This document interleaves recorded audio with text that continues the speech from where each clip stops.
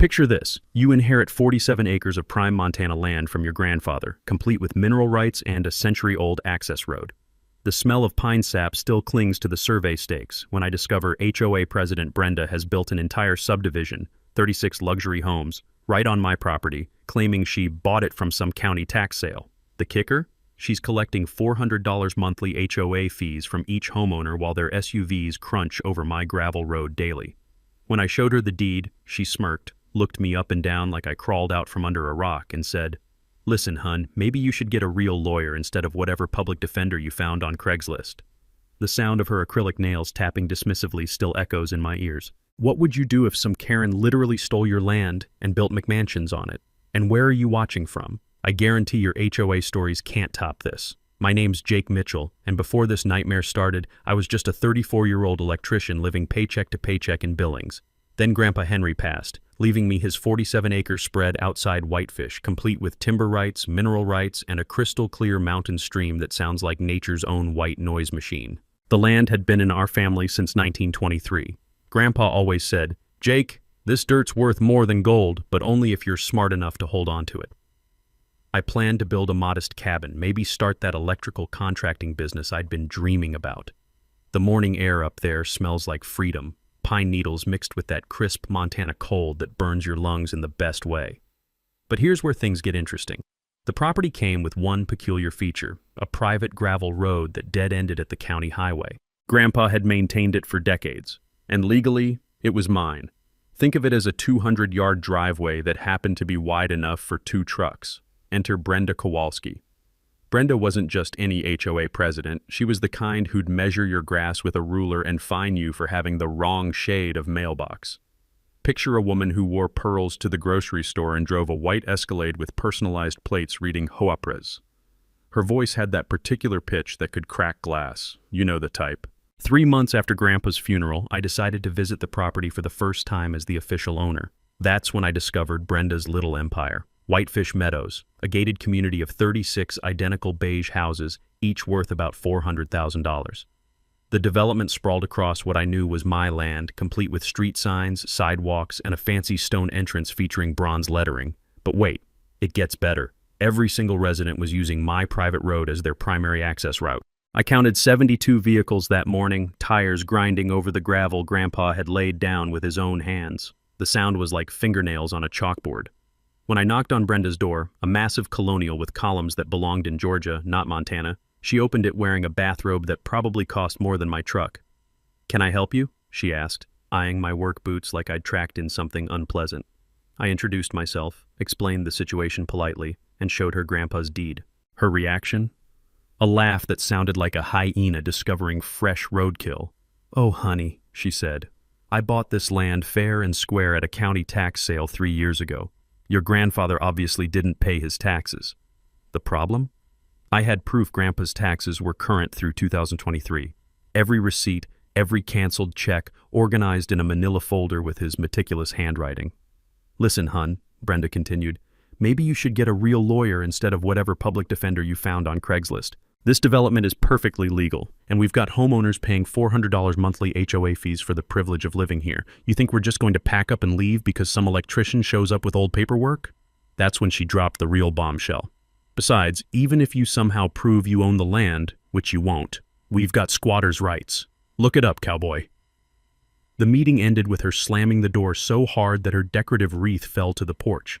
I stood there listening to the distant hum of central air units and automatic sprinkler systems, all powered by electricity running through lines I'd helped install for the county.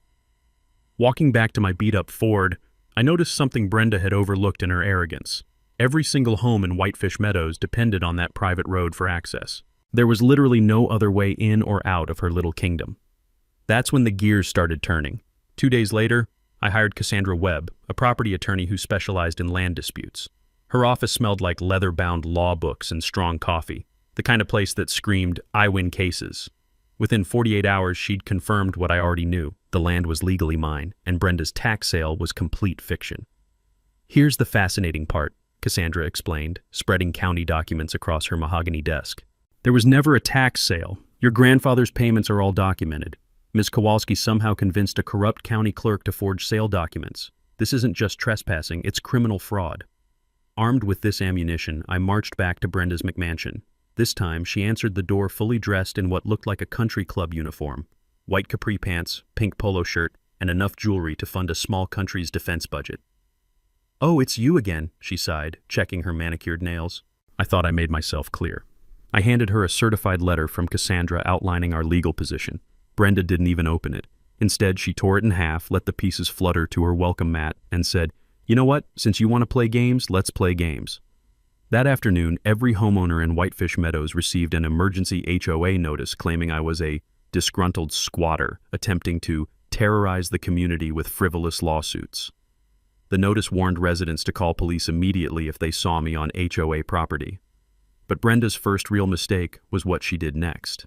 She installed a security gate at the entrance to my private road, not at her development entrance, but at the county highway junction where my property began. A big black iron monstrosity with spikes on top and a keypad entry system. The metallic clang when it closed sounded like a prison door slamming shut. Here's what Brenda didn't realize. By gating my road, she'd just admitted it wasn't public access. You can't gate public property, but private property? That's a different story entirely. I called Cassandra immediately. Through her laughter, she managed to say, "Jake, she just handed us our smoking gun. Installing a gate on someone else's private road is criminal trespassing with property damage. We can now demand immediate removal and charge her for every day it remains." The next morning, I drove to the gate with my digital camera. Remember, this was before everyone had smartphones, and documented everything. Serial numbers, installation company logos, even the concrete footings they'd poured without permits. The morning frost made each photo crystal clear, capturing every detail that would matter in court. But while I was taking pictures, something unexpected happened. A young mother pushing a stroller approached from inside the development. Sarah Smith, as I'd later learn, lived in house number 23 with her husband David and 2-year-old daughter Emma. "Excuse me," she said, her voice barely above a whisper. "Are you the man Brenda warned us about?" I explained who I was and why I was there. Sarah's expression shifted from suspicion to horror as the truth sank in. "You mean we don't actually own our land? We paid $420,000 for our house." "I'm sorry," I said. "But legally you're all trespassing on my family's property." Sarah's face went pale. "We used our entire life savings for the down payment. David works 2 jobs to afford the mortgage. If this development is illegal..." That conversation haunted me all night. These weren't wealthy investors. They were working families who'd been scammed just as badly as I had. The difference was they'd put their life savings into houses built on stolen land. The next day, Brenda escalated again. She hired Pine Security, a private company that stationed guards at the gate 24/7. These weren't mall cops. They were ex-military types in tactical gear who looked like they'd been imported from a war zone. The smell of their diesel generator mixing with cigarette smoke created an industrial fog that hung over the entrance like a toxic cloud. When I approached to document this latest development, the head guard, a mountain of a man named Chuck, stepped forward with his hand resting on what looked suspiciously like pepper spray. "Private property, sir. You need to leave." "This is my private property," I replied, holding up the deed. Chuck's response, "I don't care what that paper says. Ma'am pays me to keep troublemakers out, and you look like trouble." And that evening, I received a certified letter from Kowalski & Associates Legal Services. Apparently, Brenda's cousin was a paralegal who'd started playing lawyer. The letter demanded I cease and desist all harassment of Whitefish Meadows residents and threatened a restraining order if I continued trespassing on HOA property. But here's the beautiful part. By hiring armed guards and sending legal threats, Brenda had just escalated this from a property dispute to something much bigger. She was about to learn why you never corner an electrician who knows exactly which wires to cut. Brenda's security theater lasted exactly 1 week before I found her Achilles heel, and it was hiding in plain sight at the county courthouse. While researching property records, I discovered something beautiful. Whitefish Meadows wasn't just built on stolen land. It was built without proper permits, no environmental impact study, no septic system approval, and most importantly for an electrician like me, no electrical inspection certificates. Every house in that development was technically condemned property waiting to happen. "This is a gold mine," Cassandra said, practically bouncing in her chair. "We can force immediate evacuations for safety violations alone." But before I could file complaints with the county, Brenda struck again, this time targeting my livelihood. I arrived at a routine electrical job on Tuesday morning to find my client, Mrs. Patterson, waiting with a nervous expression and a printout in her hands. The paper smelled like fresh toner and bad news. "Jake," she said apologetically, "I received this email about you yesterday. I'm sorry, but I can't risk using an electrician with legal troubles.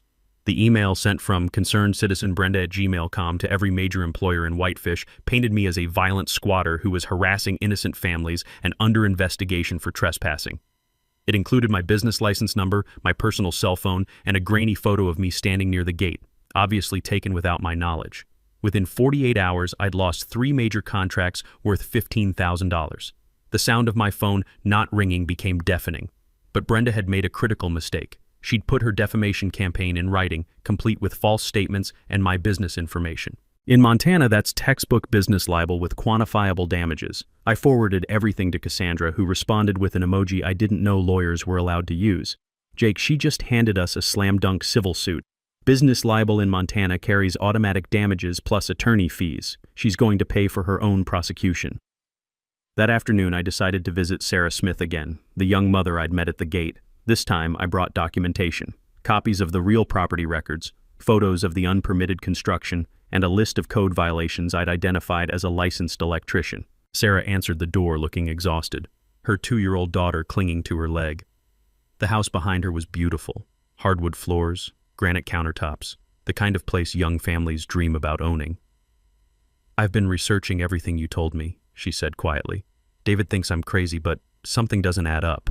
Brenda won't show us the original purchase documents, and our title insurance company keeps giving us the runaround." I spread the county records across her kitchen table. "Sarah, I'm sorry to confirm your worst fears, but every house in this development is built on land that legally belongs to me. More than that, none of these homes passed proper inspections." She pointed to an outlet near her sink.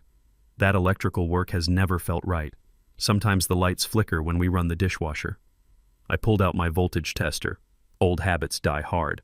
Sure enough, the outlet was wired backwards, creating a dangerous short-circuit risk. "Sarah, this isn't just about property ownership anymore. This is about safety. Your daughter could be seriously hurt." That's when Sarah dropped her own bombshell. "Jake, there's something else. Brenda's been collecting additional special assessments from everyone, $200 per month for legal defense funds. She says we're all being sued by a crazy person and we need to stick together. Do the math. 36 homes, x $200 monthly equals $7,200 in extra income." Brenda was pocketing while painting me as the villain. She wasn't just stealing land, she was running a protection racket. "There's more," Sarah continued. "Last week she called a mandatory HOA meeting. Anyone who didn't attend got fined $500. She announced new rules. No talking to strangers, no discussing community legal issues with outsiders, and anyone caught fraternizing with the enemy, her words, would face immediate eviction proceedings." The smell of Sarah's afternoon coffee couldn't mask the scent of fear in that kitchen. This wasn't just about property anymore. Brenda had created a climate of intimidation that would make any dictator proud. That evening, I received an unexpected phone call from Chuck, the security guard. "Listen, man," he said, his voice unusually quiet. "I quit working for that crazy lady. She's not paying us anyway, 3 weeks behind on paychecks. But there's something you should know. She's planning to file criminal trespassing charges against you this Friday. Says she's got photos and witness statements proving you've been stalking residents." "What kind of photos?" "The kind that ain't exactly accurate, if you know what I mean." Chuck's tip-off gave me exactly what I needed. 48 hours to prepare my own surprise for Brenda's little photo op. Time to show her what happens when you mess with someone who knows how to rewire an entire system from the ground up. Friday morning arrived with the kind of mountain chill that makes your breath visible and your resolve crystal clear. I knew Brenda was planning her ambush, so I decided to give her exactly what she wanted, with a few modifications she wasn't expecting. At 7:30 a.m., I parked my truck at the county highway junction, just outside the gate to my private road. I brought my surveyor's equipment, my camera, and most importantly, my grandfather's original survey stakes, the ones with his initials carved deep into weathered wood that still smelled faintly of creosote. Within minutes, Brenda appeared like a vulture circling fresh roadkill. She'd brought backup. 2 neighbors, her cousin the paralegal, and someone with an expensive camera who looked like he'd never seen dirt before. "There he is," Brenda announced loud enough to wake the dead. "Everyone stay back. He could be dangerous." I continued measuring property lines, hammering survey stakes into the frozen ground.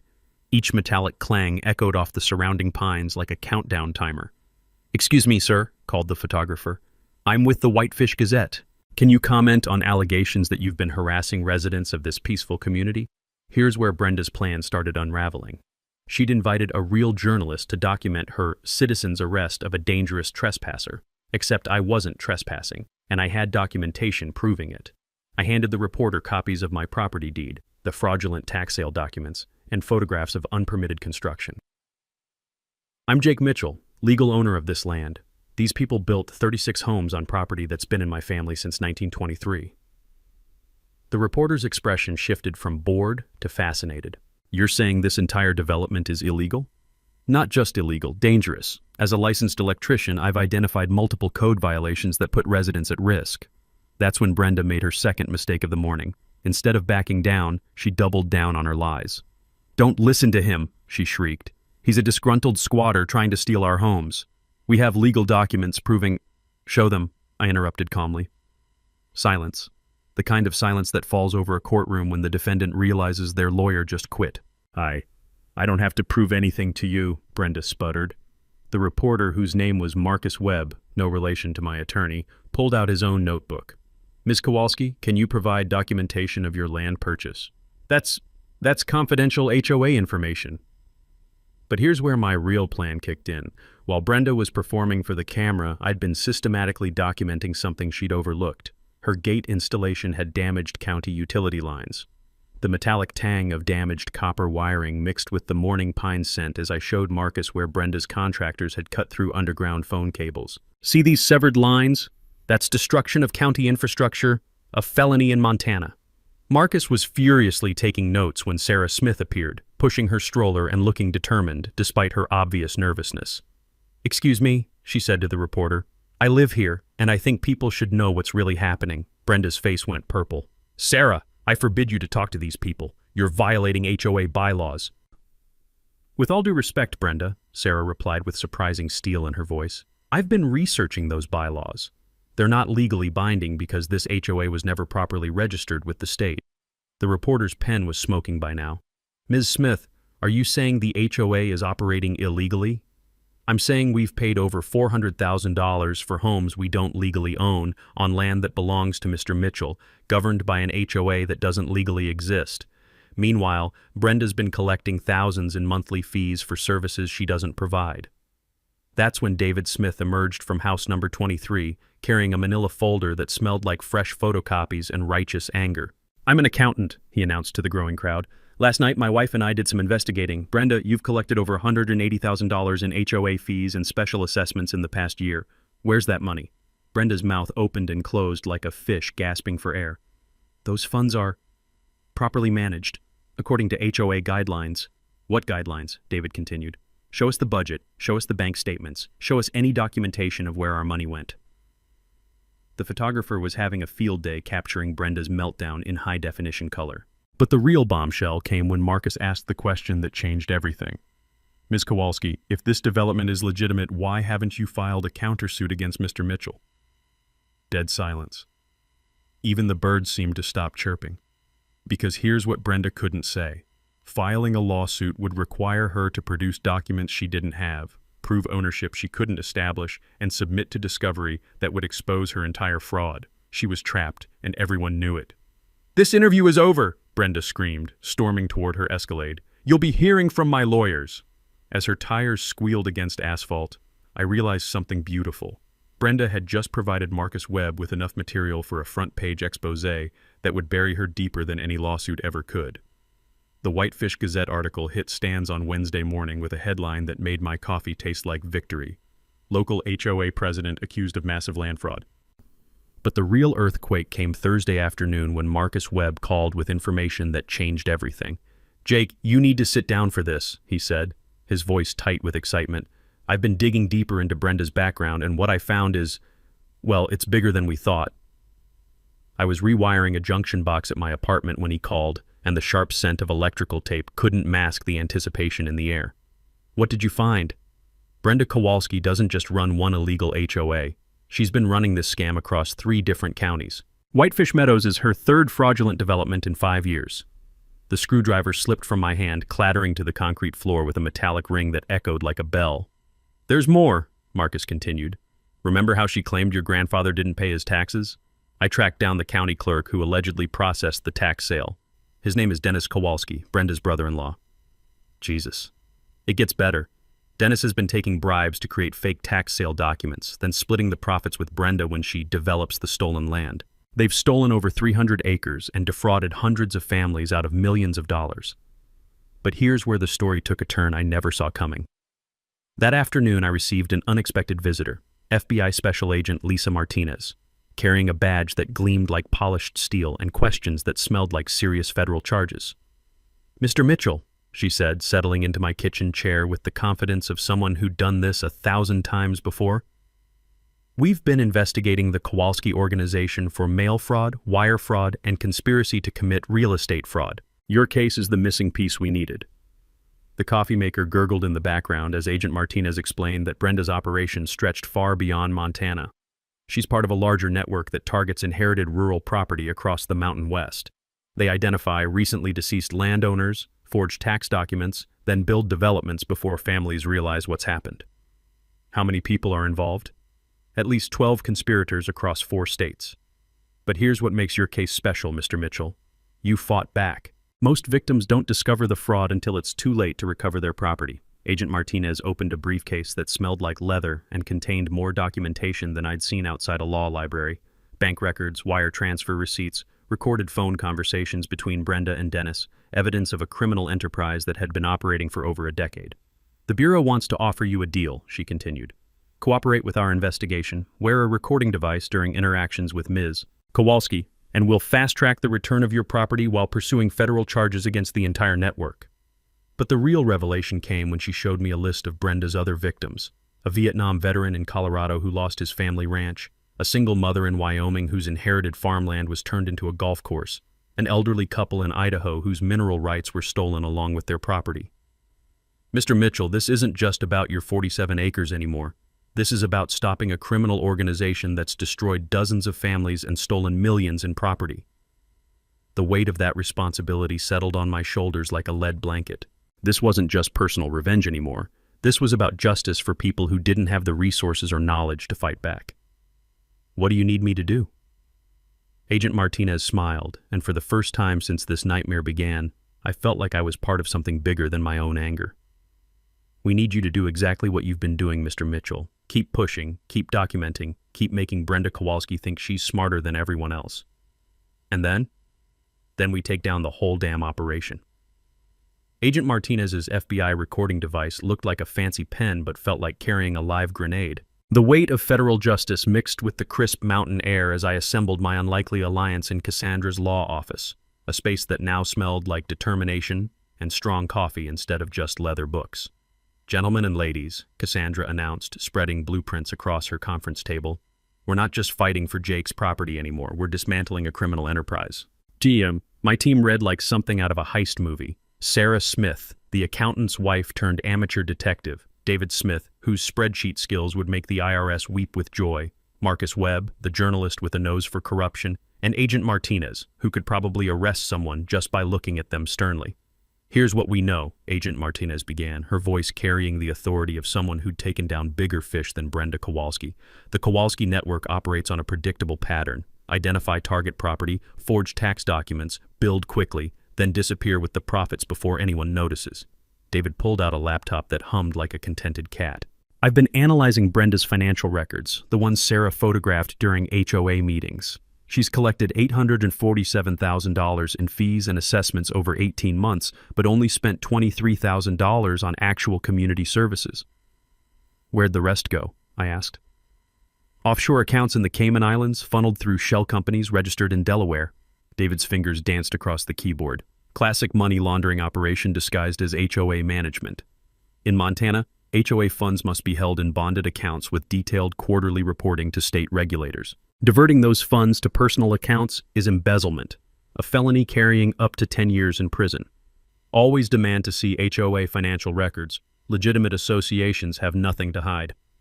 Sarah spread out photographs that captured every detail of the development like a crime scene investigation.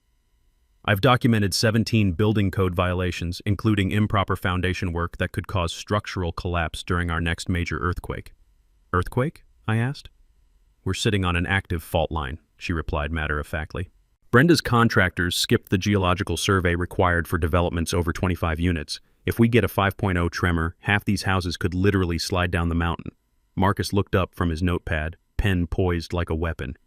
I've been tracking down the other victims Agent Martinez mentioned. The Colorado veteran, he's willing to testify. So are the Wyoming family and 3 others we've located.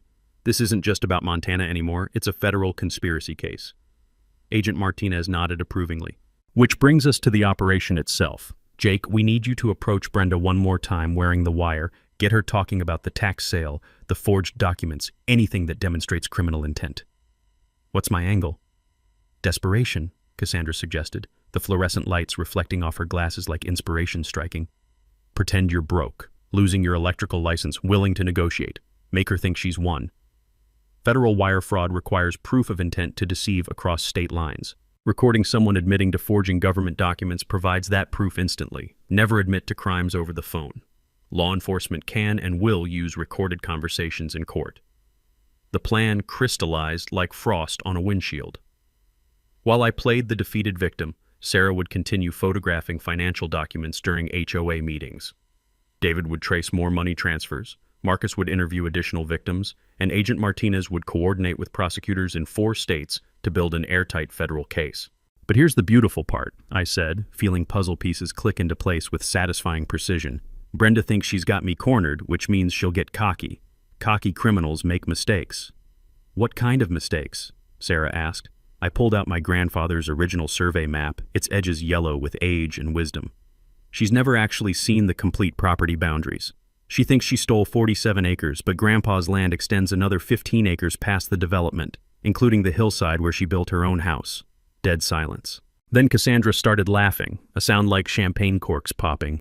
You mean Brenda's personal residence is also built on your property? According to this 1923 survey, her McMansion sits dead center on mineral rights that are worth about $2.3 million in today's market. David's calculator was smoking by now. Jake, if you can prove ownership of those mineral rights. I don't just prove ownership. I prove she's been illegally extracting and selling gravel from my land to pave county roads. That's theft of natural resources, which carries automatic treble damages under Montana law. Mineral rights in Montana include surface materials like gravel, sand, and stone. Unauthorized extraction constitutes theft with damages calculated at 3 times market value plus attorney fees. Always verify mineral rights before purchasing rural property. They're often more valuable than the land itself. Agent Martinez was grinning like a shark who'd just smelled blood in the water.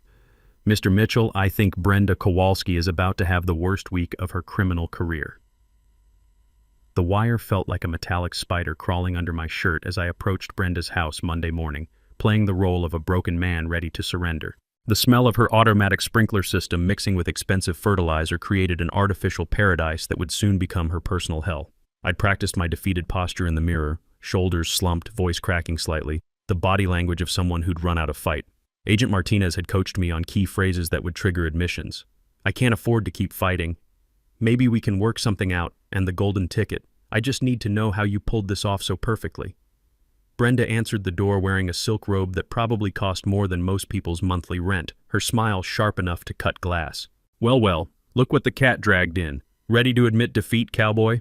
Mrs. Kowalski, I said, letting my voice tremble just slightly. I think we need to talk. She invited me into her living room, a monument to nouveau riche excess featuring gold-plated everything and furniture that screamed, I have money but no taste. The morning sunlight streaming through oversized windows illuminated dust particles that danced like tiny witnesses to what was about to unfold. I'll be honest with you, I continued, settling into a chair that felt like sitting on a marshmallow made of leather. I'm broke. Lost 3 major contracts because of this legal mess. My attorney says I'm looking at years of litigation I can't afford. Brenda's eyes lit up like a predator sensing weakness. I tried to warn you, honey. David and Goliath stories only work in the Bible. That's just it. I'm not David anymore. I'm just tired. I rubbed my face with hands that genuinely shook from the adrenaline of playing this role. Maybe there's a way we can work something out. What kind of arrangement did you have in mind? Here's where I took the biggest risk of the entire operation. I need to understand how you did it. The tax sale, the development permits, all of it. If I'm going to walk away from my family's land, I need to know how completely I got outplayed. Brenda practically purred with satisfaction. Oh, Jake, it was almost too easy. She poured herself coffee from a machine that probably cost more than my truck, the rich aroma mixing with her triumph. See, most people don't understand how the system really works. What do you mean? County clerks are just civil servants making $35,000 a year. Show them the right incentive, and suddenly paperwork can be flexible. She laughed, the sound echoing off marble countertops like coins dropping into a collection plate.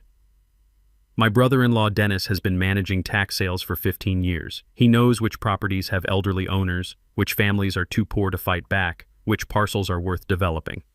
The recording device captured every word as Brenda detailed her criminal enterprise with the pride of a master craftsman explaining technique. We target inherited land because families are usually scattered, grieving, and clueless about property law. Dennis creates fake tax delinquency records, then processes a sale to one of our shell companies. By the time anyone notices, we've got buildings in the ground and residents paying monthly fees. But what about inspections? Building permits? Brenda's smile turned predatory. Jake, honey, you really don't understand how small-town politics work. The building inspector owes his job to county commissioners who owe their elections to developers who donate to their campaigns. Everyone gets their cut, everyone stays quiet. She was confessioning so freely that I almost forgot to seem defeated. How many times have you done this? Whitefish Meadows is our 4th development. We've got projects planned in Utah and Colorado, bigger properties, higher-end homes. This little operation has generated over $12 million in revenue over 5 years. But here's where Brenda's arrogance led to her biggest mistake yet. As she detailed her criminal network, she also revealed something Agent Martinez had been desperate to confirm: the location of the offshore accounts. The beauty of the Cayman Islands, she continued, is that they don't ask questions about deposits under $500,000. We just break up the transfers, launder them through legitimate HOA management companies, and voila, clean money. I leaned forward, playing the role of someone impressed despite himself. Brenda, I have to admit, this is genius. But what happens when someone like me doesn't give up? Her expression darkened like storm clouds gathering over mountains. Usually they get tired and go away. But when they don't... She paused, sipping her coffee with deliberate slowness. Well, let's just say accidents happen. Electrical problems in small apartments, car troubles on mountain roads. People disappear all the time in Montana. The temperature in that room dropped 20 degrees as I realized Brenda Kowalski wasn't just a con artist. She was describing murder as casually as discussing the weather. The wire captured every threatening word as my blood turned to ice water. Is that a threat, Mrs. Kowalski? That's just reality, cowboy. Sometimes people need to learn when to quit while they're still breathing. That afternoon, Agent Martinez played back Brenda's recorded threats in the FBI field office, her face grim as granite. The sound of Brenda casually discussing accidents and people who disappear filled the sterile room like toxic gas, making everyone present understand we weren't just dealing with fraud anymore. Mr. Mitchell, Agent Martinez said, clicking off the recording device, you just captured a confession to conspiracy, money laundering, bribery of public officials, and criminal threats. But more importantly, you may have recorded evidence of previous murders. The coffee in my stomach turned to acid. You think she's killed people before? We're reopening 3 accidental deaths in counties where the Kowalski network operated. A property owner in Colorado who died in a suspicious house fire. A Wyoming rancher whose truck went off a cliff the day before he was scheduled to meet with an attorney. An elderly woman in Idaho who suffered food poisoning after refusing to sell mineral rights. But before I could fully process that nightmare, my phone rang with news that made everything infinitely worse. Sarah Smith's voice was barely a whisper, tight with terror. Jake, they took David. What do you mean, took him? 2 men came to our house this morning. They said David was being arrested for financial crimes related to his investigation of HOA funds. But Jake, they weren't real police. The metallic taste of adrenaline flooded my mouth. How do you know? Real officers would have shown warrants, read Miranda rights, allowed David to call an attorney. These men just handcuffed him and drove away in an unmarked van. When I called the sheriff's department, they had no record of any arrest. Agent Martinez was already on her radio, coordinating with local law enforcement while I tried to keep Sarah calm. The sound of sirens in the distance mixed with her quiet sobbing created a symphony of escalating crisis. Sarah, where are you now? Hiding in Emma's closet with my daughter. Jake, I'm scared. What if they come back? Within 30 minutes, federal agents had Sarah and Emma in protective custody while a joint FBI sheriff's task force launched a manhunt for David Smith. But Brenda wasn't finished escalating. She was just getting started. That evening, Marcus Webb called with his voice shaking like autumn leaves. Jake, my newspaper office was firebombed tonight. Everything's gone. Computers, files, interview recordings, photographs, 20 years of journalism turned to ash. The smell of smoke still clung to his clothes when he met us at the FBI office, his face blackened with soot and determination. But here's the thing. I wasn't supposed to be there. The bomb went off at 8 p.m., exactly when I normally finish editing. Someone wanted me dead. Agent Martinez studied security camera footage that showed two figures in dark clothing placing incendiary devices around the Whitefish Gazette building. The grainy video captured their methodical approach. This wasn't vandalism. It was attempted murder disguised as property destruction. "They're cleaning house," she concluded grimly, "eliminating witnesses, destroying evidence, trying to scare everyone into silence." But Brenda's escalation reached peak insanity the next morning when I discovered what she'd done to my grandfather's grave. I'd driven to the family cemetery, a small plot on a hillside overlooking the stolen land, to update Grandpa Henry on the fight for his property. What I found made my blood boil with volcanic intensity. Someone had dug up his grave. The headstone lay shattered like broken teeth, and the mahogany casket sat exposed in the Montana morning sun, its brass handles gleaming obscenely. Scattered around the desecrated plot were copies of property deeds, survey maps, and a handwritten note in Brenda's distinctive handwriting. "Even the dead can't help you now." The sound that escaped my throat wasn't quite human, part roar, part sob, part primal scream of rage that echoed off the surrounding mountains. This wasn't just criminal anymore. This was personal on a level that bypassed rational thought and went straight to the reptilian brain where justice and vengeance lived in the same neighborhood. I called Agent Martinez with hands that shook like earthquake aftershocks. She dug up my grandfather's grave. Jesus Christ, Jake, this is desecration of human remains, a federal crime when it's part of an ongoing conspiracy. But more importantly, it proves she's completely lost control. Desperate criminals make fatal mistakes. That afternoon, while crime scene technicians photographed the gravesite and collected DNA evidence from the disturbed earth, I received an unexpected call from Chuck, the former security guard. "Jake, man, you need to know they've got your friend David at the old mining camp up Glacier Road, but it ain't just Brenda anymore. There's at least 6 guys with military gear, and they're talking about making this whole problem disappear permanently."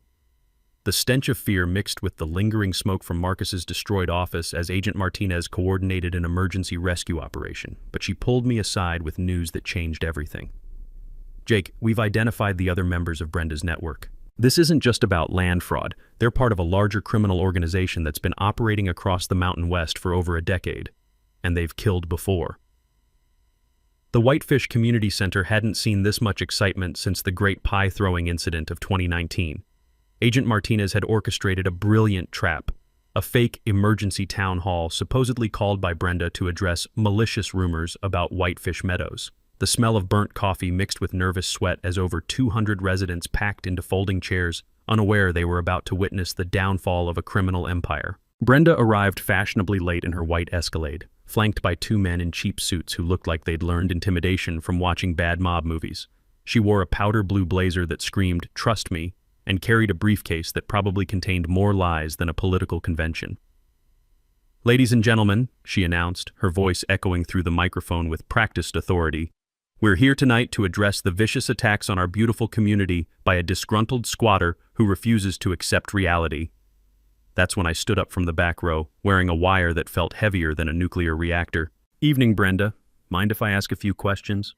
Her face went through more color changes than a traffic light having a seizure. "Security, remove this man immediately." But her security had been quietly arrested 10 minutes earlier by FBI agents posing as janitors. Sometimes the best traps are the ones nobody sees coming. Agent Martinez rose from her seat in the 3rd row, badge gleaming under fluorescent lights like a beacon of justice.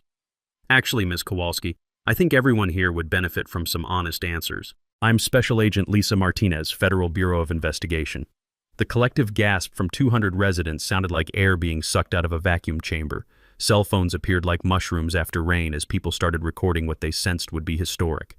"This is harassment!" Brenda shrieked, but her voice cracked like thin ice under pressure. "I demand to see warrants!"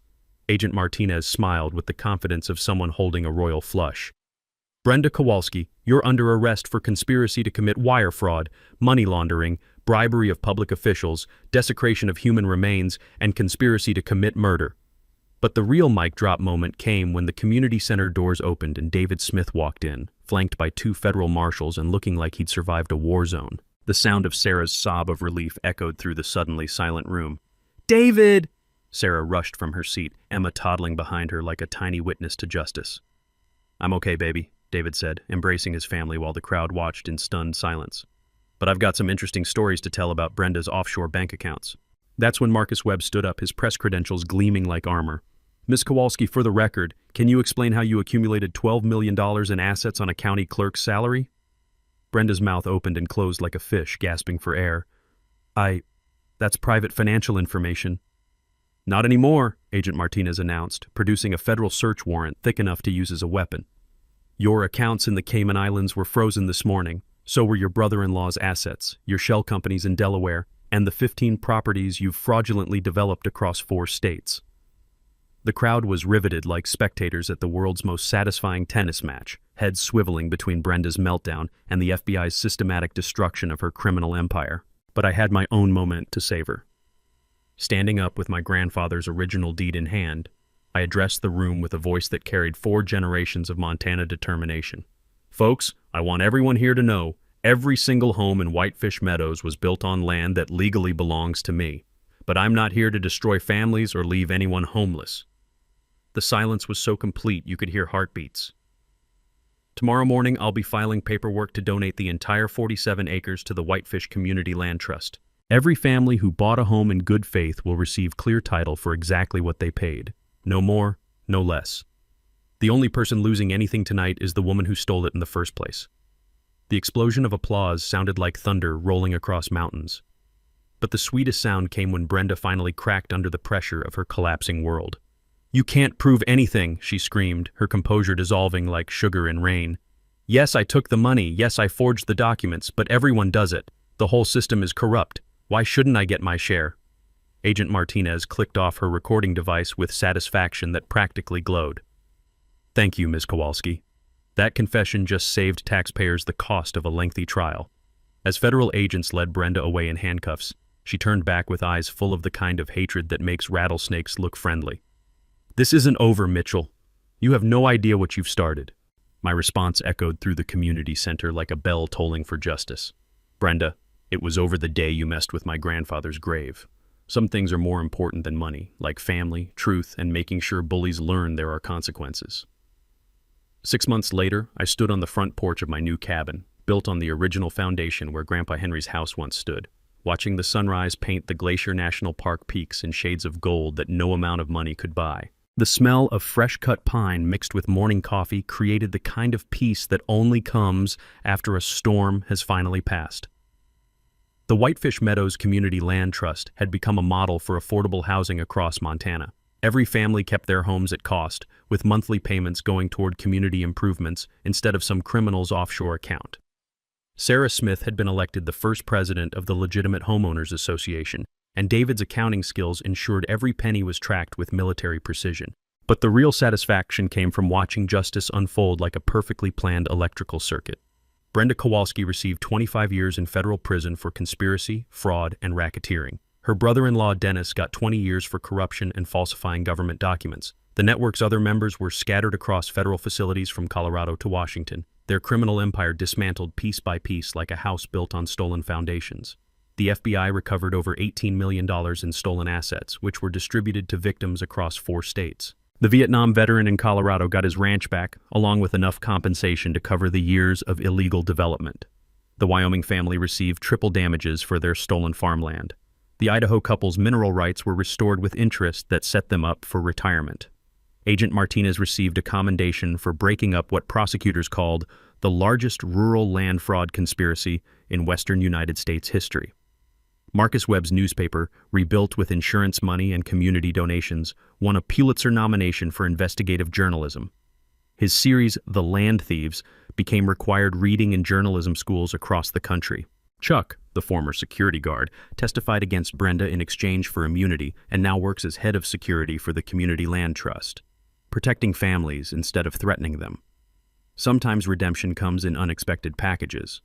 As for my electrical business, word of mouth from the Whitefish Meadows story brought more contracts than I could handle. Turns out people appreciate an electrician who knows how to rewire more than just buildings, someone who can untangle corruption and restore power to communities that need it most. The Land Trust established the Henry Mitchell Memorial Scholarship for rural students pursuing trades education.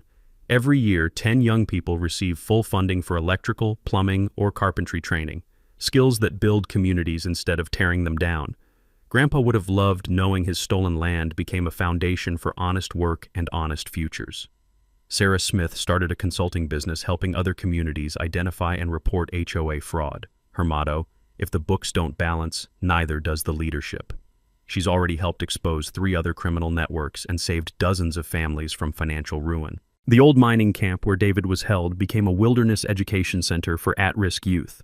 Sometimes the places where evil operates become foundations for good, a kind of cosmic justice that feels right in the Montana mountains.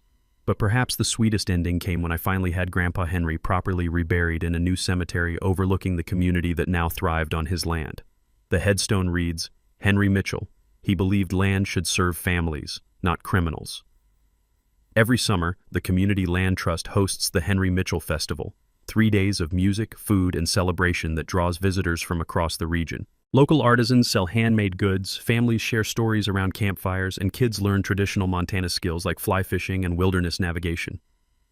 The festival generates enough revenue to maintain the scholarship fund and support other community projects.